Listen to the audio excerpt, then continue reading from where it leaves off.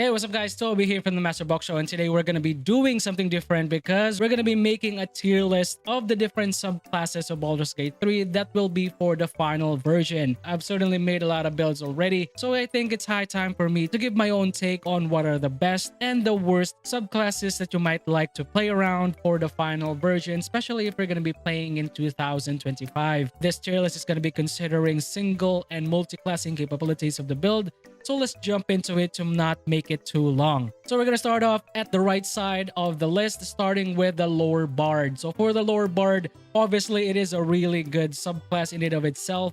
It has some really nice capabilities of the Bard that has really powerful spells and can be a really good overall support for your team. This subclass is perfect for all of those charismatic builds. Up next is the Battle Master, which is S tier for me. This is one of the best subclasses for the fighter. Just the ability to have the maneuvers, you can either maim, disarm, fear. The fighter is always an amazing class because of its multi-attack capabilities, and it's just an absolute beast if you just want to go pure class with this one. Up next will be the Beastmaster, so I think will be in the D tier. Just having the ability to summon creatures is really cool, but in the later acts, especially in Act 2 and 3, it falls off in terms of damage values, and it needs a couple of multi-classing to make it much more powerful. Up next will be the Assassin. That will be the A tier, obviously. Just its ability to assassinate its targets really quickly and surprising them, that gives you a free turn to attack them again.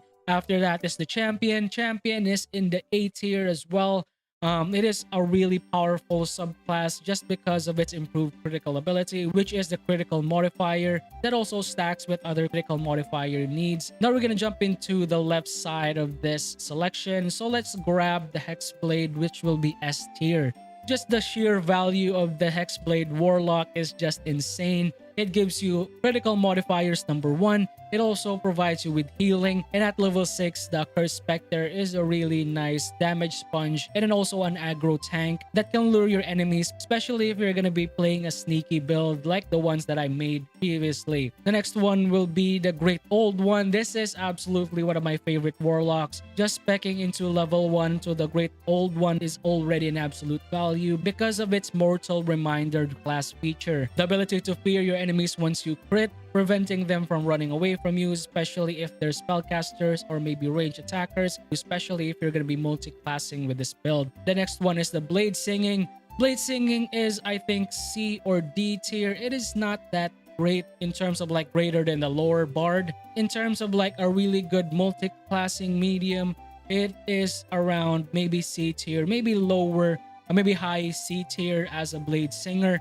Just because of this new build that I might try out making for you guys. It is like this Paladin wizard that can blow up your enemies with amazing spells, as well as using those numerous spell slots to obliterate your enemies with the smites. Or the next one is the Paladin of the Ancients. I think it's gonna be in the D tier just because of it's not that great in terms of like offensively. Abjuration Wizard is one of the most coolest wizards out there. So it's gonna be more of like in the level of maybe just below the Lower Bard at B tier.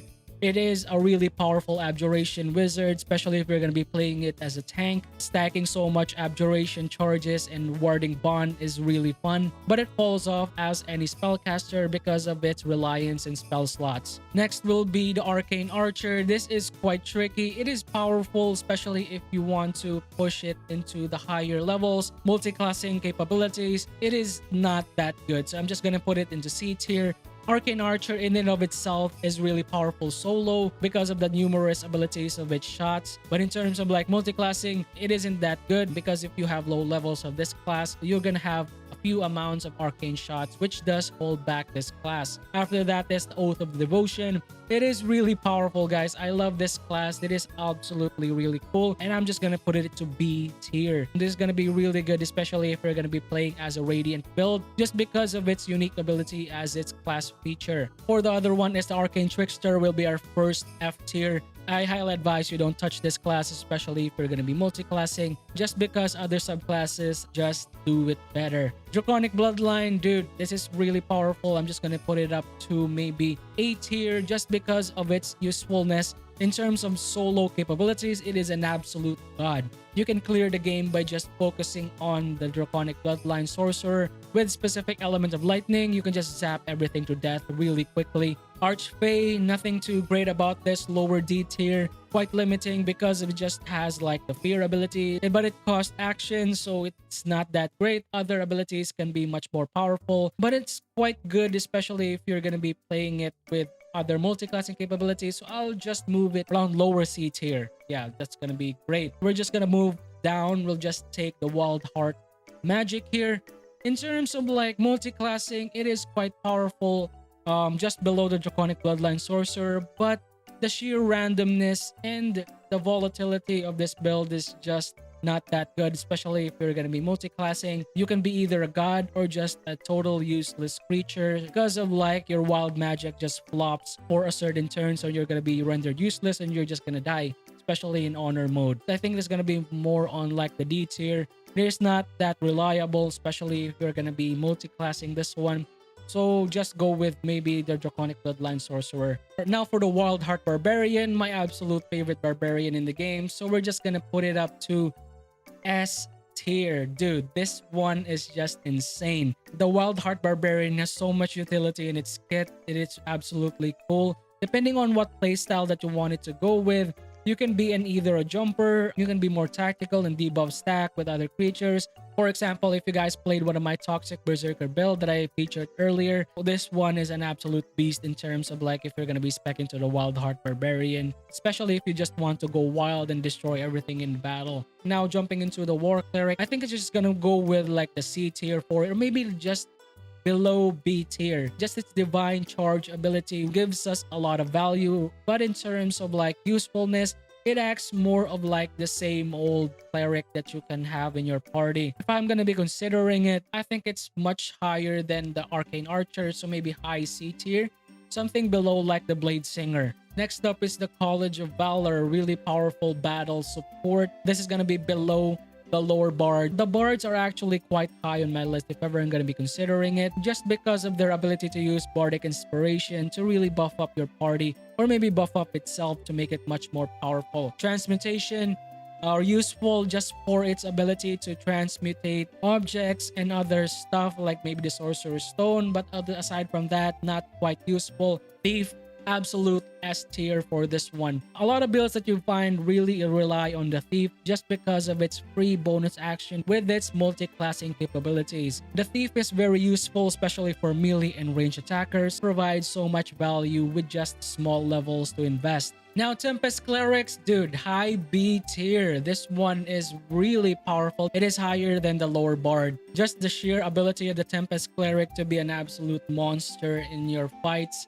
just to zap everything to death, it is quite powerful, especially if you're going to be focusing on thunder and lightning abilities. Sword Bard is lower A tier for me here. I've already made a couple of builds that are really powerful with the College of the Sword. Its ability to use flourishing attacks defensively and offensively, it is just top tier. If you're going to be using the College of the Sword, I highly advise you check out my build that uses light crossbows to destroy your enemies in combination with a really powerful subclass, which is the Great Old One. Now for a subclass from patch number 8, that will be the Swashbuckler. I'm just gonna put it up to high A tier here. The subclass at low levels is really powerful. The ability to use your sneak attacks without even sneaking is somewhat quite broken with really powerful builds. The subclass goes really well with finesse weapon wielding attackers if you want to make crit fishing builds. Swarmkeeper Ranger is another really cool subclass that you might want to try out. People are sleeping on this subclass just because it's weird, so I'm just gonna put it up to lower A tier. It is a lower A tier just because it excels with multi-classing capabilities. To enable this powerful subclass, you really need to multi-class this one. You can blind shock, deal psychic damage, piercing, and other sort of abilities with the Swarmkeeper, as well as a free fly spell that doesn't trigger opportunity attacks.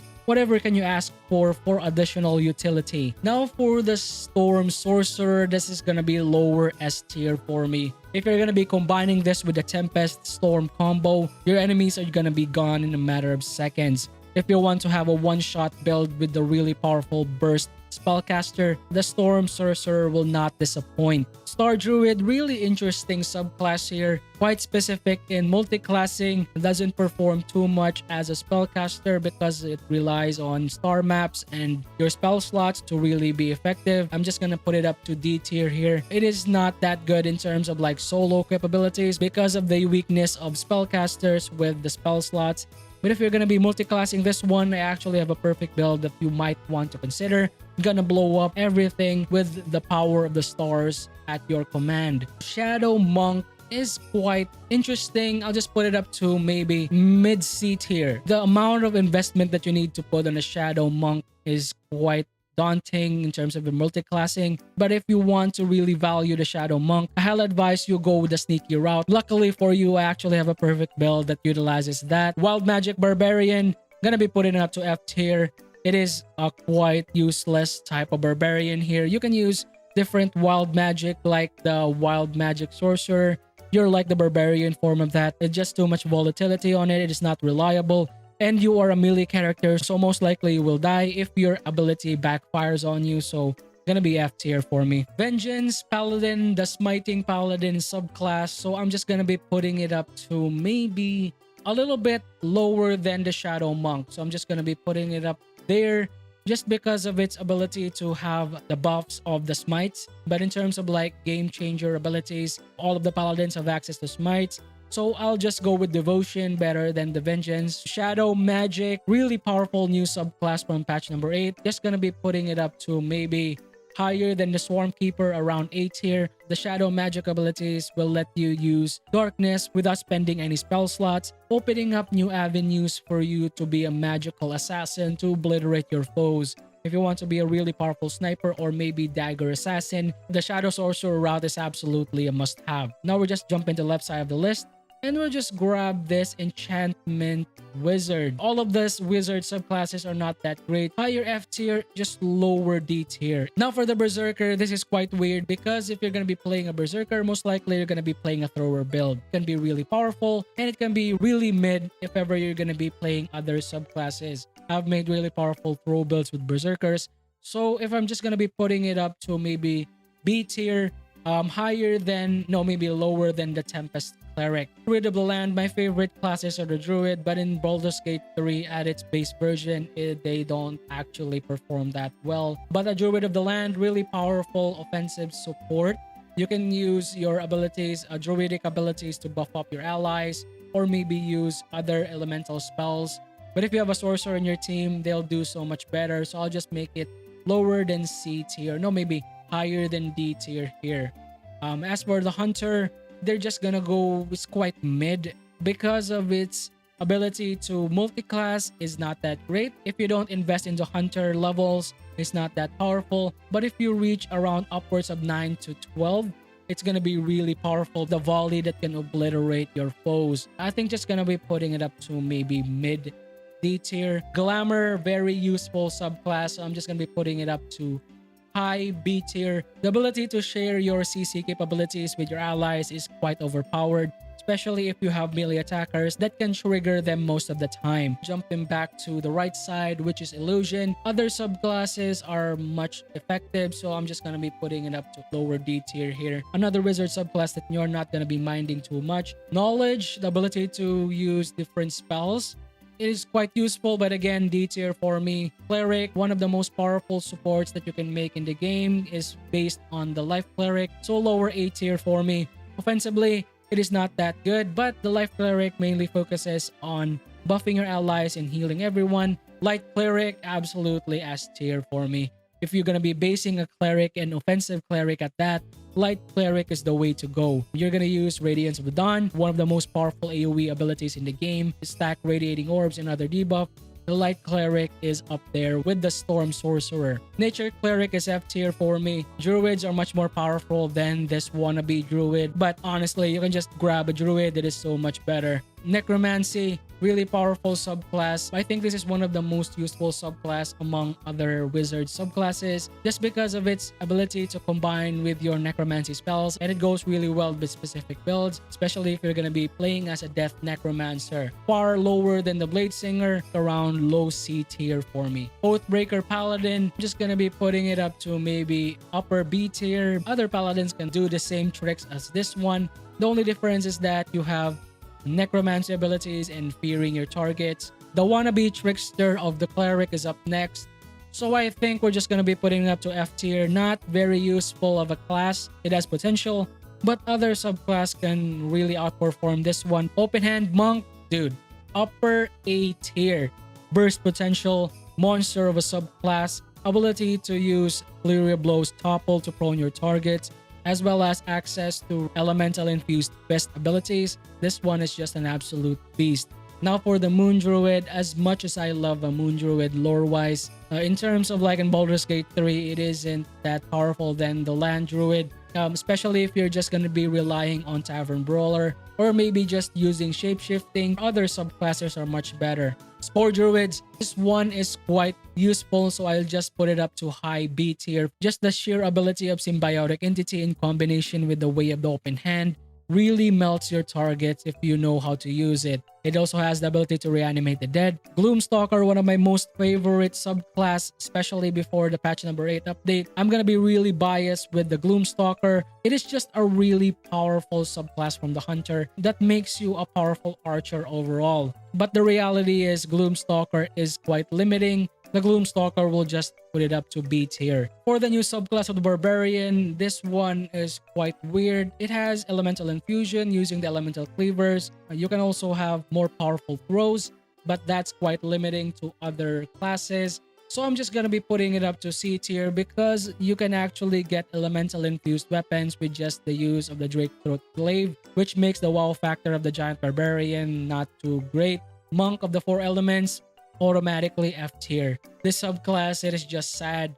The only thing that I can give it credit is the VFX and animation of the Four Elements Monk is quite cool. But in terms of damage output, it is just lacking. The Fiend is one of the really cool ones here for the Warlock. It doesn't stack up to the Kings up in the S and A tier. In terms of multiclassing, all of the Warlock subclasses are really good with that. The Fiend is useful, but it's not broken. Evocation Wizard, much more powerful than other wizards in the list. Blade Singer still takes the cake, so I'll just put it up to maybe lower C tier just because its sheer ability to not affect allies when it's using its big spells. As for the Eldritch Knight, we're gonna be putting it up to low C tier. As much as I love fighter classes, the Eldritch Knight is just lacking in terms of like functionality, especially if you're not spending a lot of levels to this class. The bind weapon is useful, especially if you want to throw it around, but you already have the Hexblade Warlock for that, so the Eldritch Knight isn't that good. But if you really spend some levels to this class, it can be an absolute beast. Just like one of my subclasses that focuses on Elemental Infusion,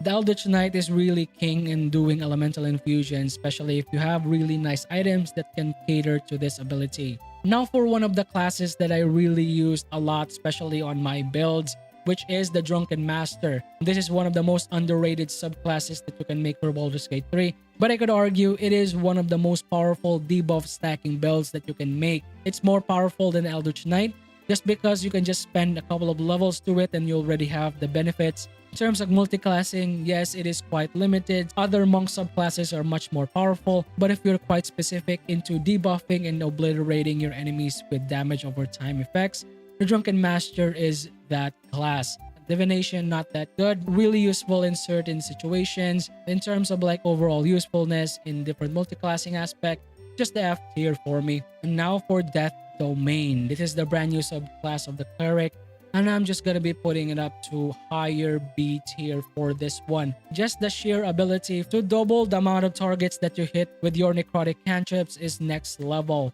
If you pair this up with other necromancy-focused subclass combinations, you can make an absolute death god with this one. Oath of the Crown Paladin is absolute S tier. With just one level of Oath of the Crown, you can be the most powerful offensive attacker in the game using the Righteous Clarity ability. Having advantage your attack rolls as a physical attacker, it is just very useful. Multiclassing this one is really beneficial as well. You can be an absolute powerhouse of a tank using its unique ability to attract aggro to yourself. Finally, the Conjuration School. This is gonna be more on like the lower D tier for me. They are not that good. Most likely they are quite useless in some circumstances, and you're not gonna be focusing on this class most of the time. So you're just gonna take one level of this one and move on to the next. So that is it for our list, guys. Thank you for staying this long and listening to all of the things that I said. If you guys don't agree with the list, would love to talk about it. But if you want to add some other really cool information about the subclasses, please do let me know. Shout outs for all the people who subscribe and keep supporting the channel. I really appreciate you guys for all the amazing support. And for all the people who haven't subscribed yet, thank you for watching my videos, and I hope I earn your subscriptions in the future.